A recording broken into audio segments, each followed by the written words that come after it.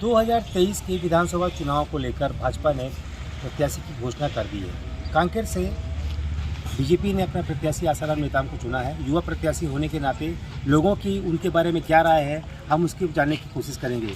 आसाराम को नेताम को जिस प्रकार से प्रत्याशी चुना गया है, उसको लेकर लोगों की क्या प्रतिक्रिया है, इसके बारे में जानने की कोशिश करेंगे।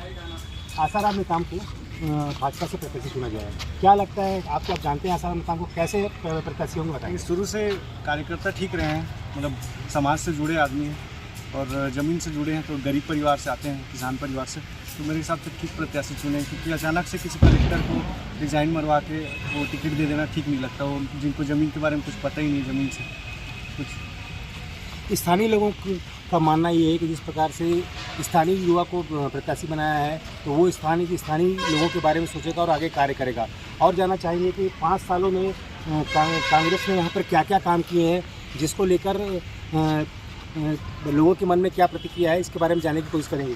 5 सालों में कांग्रेस में कितना विकास हुआ है, इसके बारे में भी बताएंगे। जी, एक तो जहां हम खड़े हैं सामने आप गढ़ कलेवा की स्थिति देख ही रहे हैं। केवल दिखावे के लिए सामने तो गढ़ कलेवा के बहुत अच्छे साफ़ सुथरे फ्लैक्स लगे होंगे, लेकिन किस जर्जर अवस्था में ये गढ़ कलेवा ये जो बना के रखी वो पड़ा हुआ है। एक व्यक्ति भी यहाँ नहीं जा रहे हैं, ये स्थिति है। हम जहाँ पर खड़े हैं उसके सामने मैं आपको ऐसा गिनाते अगर चलूँ तो जो इंडोर स्टेडियम बनना था और वहाँ पे तैयार होना था खेल प्रेमियों के लिए, वो जब भाजपा का शासन था तब से उसमें स्वीकृति हो गई है, सारी चीज़ें हो गई। 5 साल हो गया, उसका निर्माण काम पूरा नहीं हो पाया, उसकी लेंटर तक जो कहना चाहिए वो ढल नहीं पाई है अभी तक। ये स्थिति है यहाँ के भ्रष्टाचार का। इससे आगे जाएंगे, जितने खेल प्रेमी हैं, मैदानों की स्थिति आप चाहे नरहर देव की हो चाहे जहाँ की भी हो, तो सारे युवाओं से जो जुड़े हुए विषय हैं उस पर ध्यान ही नहीं है सरकार का। आप सड़क देख लो, नालियाँ देख लो। अभी जब चुनाव नज़दीक आ गए तो ये आपाधापी में कैसे काम करके थोड़ा दिखाने के लिए क्या क्या लिपापोती हो सकती है, केवल वो करने का प्रयास जो है ये भी वर्तमान सरकार कर रही है। दयनीय स्थिति बना के रख दी है कांकेर विधानसभा की,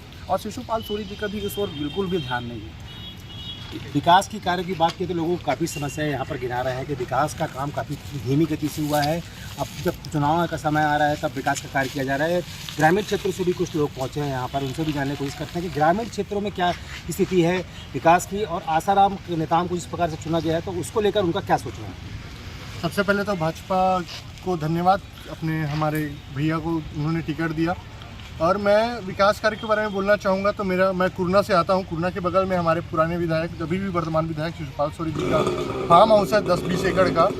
सबसे बुरी स्थिति उनके गांव की सड़क का है। तो हमने उनसे कहा कि आप बनवाइए सड़क, आपके गांव का है। तो उनका शायद वो क्षेत्र नहीं आता, लेकिन उनका उस क्षेत्र की विधायक सावित्री मंडल, तो उनसे बात कर सकते हैं बनवाने के लिए, लेकिन ये नहीं हुआ। अब उनका फार्म हाउस में 4 AC लगा हुआ है। फार्म हाउस एकदम चकाचक, एकदम उनका अंदर का सड़क इतना अच्छा है जितना गांव का नहीं।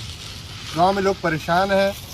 और रही बात, तो हमने भी वोट दिया था उनको, क्योंकि वो रिटायर्ड कलेक्टर हैं, तो विकास कार्य करेंगे, ये करेंगे, वो करेंगे, ऐसा उन्होंने मैनिफेस्टो के बाद अपना घोषणा किया था कि मैं प्रशासन को जानता हूँ, प्रशासन के अंदर एक एक रूट को जानता हूँ। तो हमने इसलिए उनको वोट दिया था। बाकी उनका ऐसा कुछ दिखा नहीं। 5 साल में हमने कभी मिला नहीं उनसे, न मिलने के लिए कभी आए। आम लोगों के बीच हमारे गाँव ना कभी आए वो। ये स्थिति उनकी रही है।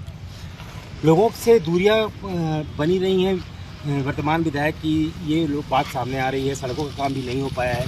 मूलभूत सुविधाओं को लेकर बात की तो स्वास्थ्य शिक्षा को लेकर कितना प्रयास किया गया है, इसको लेकर हम बात करेंगे। क्या व्यवस्था लगती है आपको? स्वास्थ्य की व्यवस्था तो इस प्रकार से है ना, कांकेर में, पूरे छत्तीसगढ़ में इस प्रकार से है। कांकेर में CT स्कैन, MRI मशीन से लेकर हर मशीनों की स्वीकृति हुई है। ना तो मशीन को ऑपरेट करने के लिए कोई सही संचालन उसकी कर रहा है, ना तो मशीनों की स्थिति सही है। हर स्थिति जर्जर है। हॉस्पिटल की बिल्डिंग से लेकर वहाँ के हर एक मशीनों की स्थिति जर्जर पड़ी हुई है। तो कैसा विधायक चाहते हैं? आसाराम भैया बहुत ही एक ऐसे नेता हैं और एक ऐसे कार्यकर्ता हैं भाजपा के, जो बहुत पीछे की पंक्ति से कार्यालय में बैठते थे और आज उनको भाजपा ने प्रत्याशी बनाया है। वो सुनिश्चित ही इस कांकेर विधानसभा के लिए विकास करेंगे और बहुत अच्छा कार्य करेंगे, हमें ये पूर्ण विश्वास है। सड़कों के लेकर भी बात की जाए, क्योंकि शहर की सड़कों की स्थिति का भी काम चल रहा है। बहुत सारी सड़कें खराब हैं। लोग यहाँ के स्थानीय लोग भी मौजूद हैं। किस प्रकार से वो दुविधा से जूझ रहे हैं, क्योंकि कई बार वो आवेदन चल चुके हैं, क्योंकि चौड़ीकरण का काम शहर में चल रहा है। क्या क्या दिक्कतों का सामना करना पड़ रहा है, इसके बारे में जानने की कोशिश करते हैं। यहाँ तो कोई प्लानिंग नहीं है, सड़क निर्माण हो रही है। जब इनके पास बजट नहीं था तो इनको सड़क बनानी थी। स्थानीय लोग इतने परेशान हैं, इतने हैरान हैं कि कोई नेता उनका जाके सपोर्ट करता नहीं। जब टिकट चाहिए रहता है, वोट चाहिए रहता है, तब इनके पास जाते हैं अभी आप जैसे स्थिति देखेंगे रोड में, जहाँ प्लानिंग है नहीं, जिसकी जितनी ज़मीन है जो पट्टे में आ रही है उसको भी इन लोग अपने हिसाब से कब्जे में लेकर बिना प्लानिंग के तहत सांप सीढ़ी जो होती है ना उस टाइप रोड बना रही है।